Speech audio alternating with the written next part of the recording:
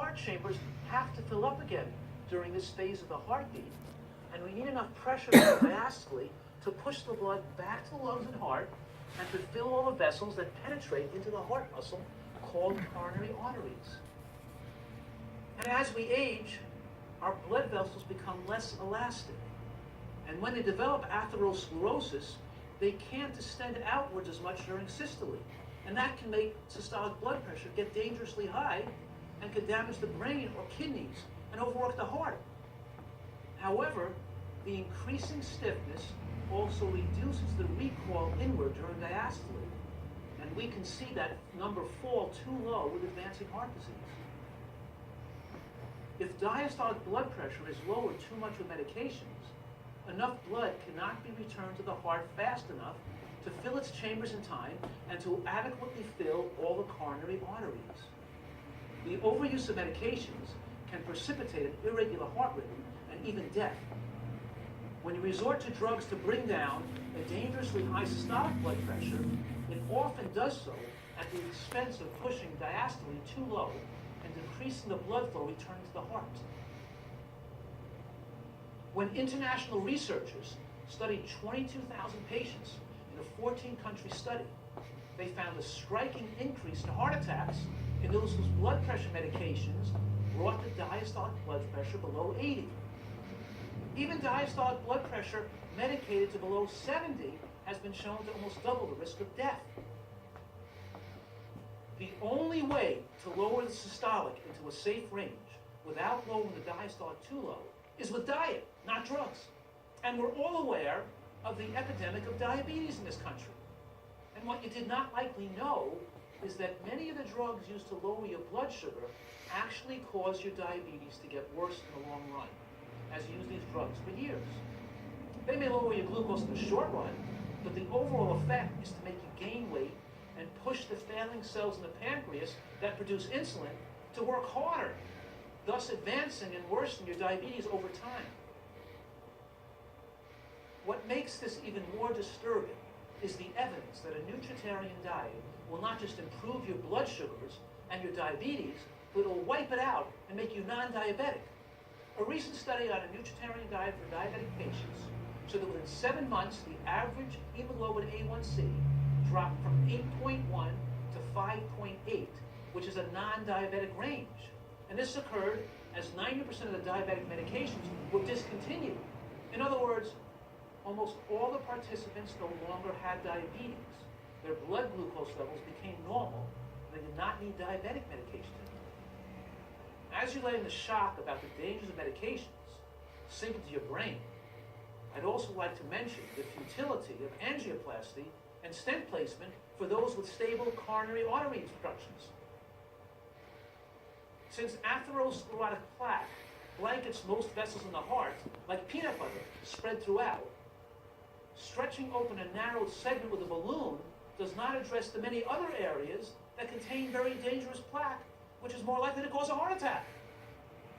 You see, the areas of plaque that obstruct blood flow the most and show up positive on a stress test or an angiogram are the stable plaques, the ones not likely to cause heart attacks. So it's that softer plaque, often called vulnerable plaque, that causes the vast majority of heart attacks. Stable patients who undergo these interventions do not result in them having fewer new heart attacks or longer survival because the areas of the heart most prone to clot were not addressed and can't be addressed with these procedures. And the procedures themselves expose the patients to more risk of new heart attacks, new strokes, and even death. I suppose it wouldn't be so bad if patients had no other option, but they do have one. That option is to adopt a nutritarian diet style. It works to melt away both the obstructive plaques that cause symptoms and the vulnerable plaques that can kill you, which doctors cannot identify or treat. Repair the entire network of blood vessels that runs throughout the heart and the rest of your body and stay well for the rest of your life.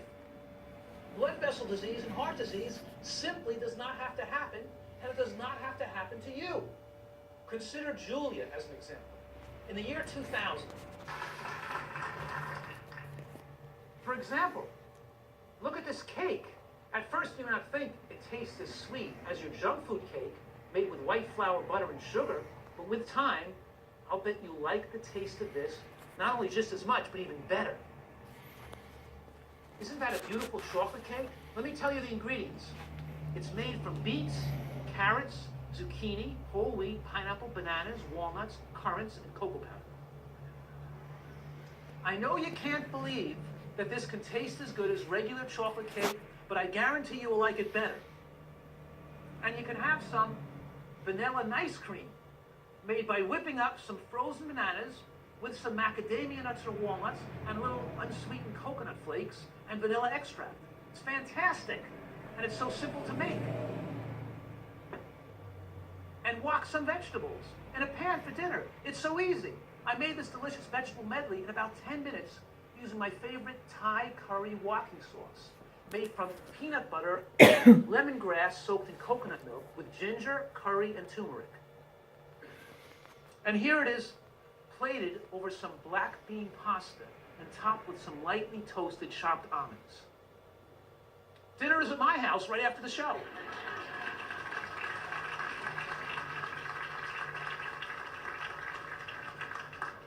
I've been creating delicious recipes for more than 40 years, and I have a collection of the healthiest recipes in the world. We have a growing movement of nutritarians across the country. I want you on our team.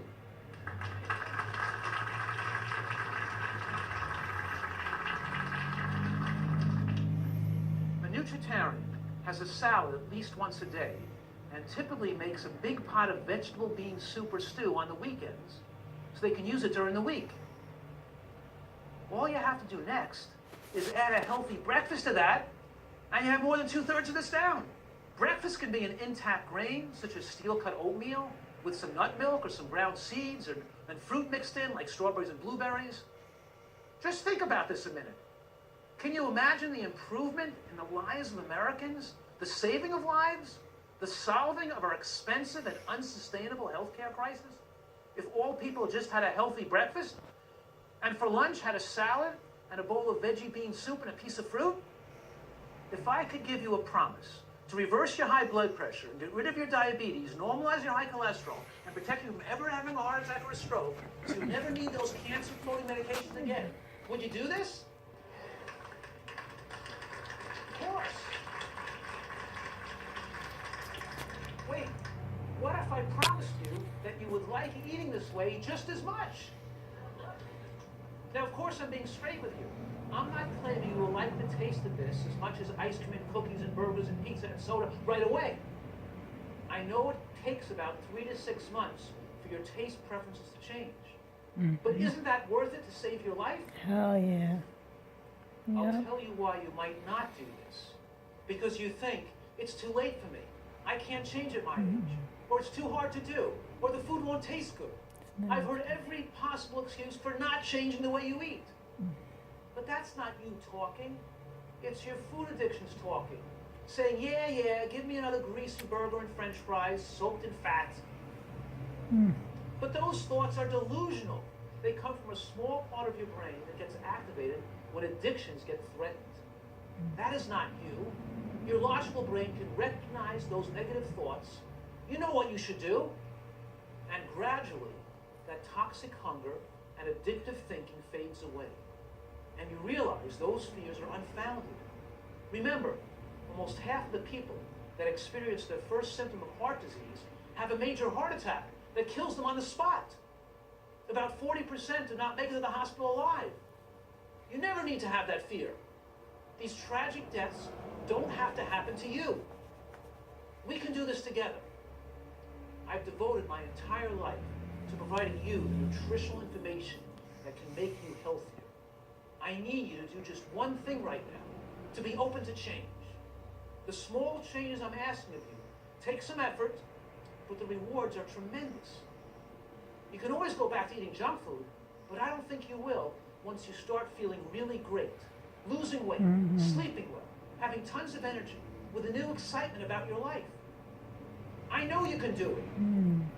I've been all around America and had the good fortune to meet thousands of you, many who thought at first that you couldn't change the way they eat. But you know what? They did it. I receive letters and emails every week for people just like you who have started a nutritarian diet style and have had amazing benefits. I want the best for you. I'm fighting for you. I want you to enjoy your family, your grandchildren, and your life for as long as possible and in the best health possible. I want you to live life to the fullest, have no regrets, and accomplish everything you want, leaving a legacy for your family to emulate. I know you can do it. I'll be looking forward to hearing about your health transformation. I'm wishing you all great health and a long and happy life. It can be yours. Thank you so much. Amen. Thank you. Your appreciation for information. You must feel great. What a wonderful reaction from the audience. If you are as excited by the prospect of using delicious foods to improve your life as I am, please go to the phone and show your support for this PBS station. Hello again, I'm Denise Richardson. Here